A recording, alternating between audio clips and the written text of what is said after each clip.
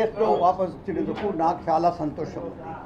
ఎందుకంటే నా వ్యూ లోపల కాంగ్రెస్ నా ఇల్లు, సొంత ఇల్లు. నేను పుట్టింది అక్కడనే, పొలిటికల్గా చనిపోయేది ఉంటే అక్కడిని కావాలా. This is my bank feeling. ఎన్నోసార్లు మీ ప్రెస్లో ఎప్పుడున్నా కానీ చెప్తా ఉన్నాను. నాకు Congress is not a party, is a way of life. It's inclusiveness is not ideology. నేను అందుకే మేడంకి రాసినప్పుడు కూడా రాసిన golden path of socialistic pattern. It is not socialism also, it's a pattern of socialism that is అంటే ఇండియాకి ఏది కావాలి. కాబట్టి అటువంటి రియలిస్టిక్ అప్రోచ్, మన సోషల్ అప్రోచ్ కాంగ్రెస్లో ఉంది.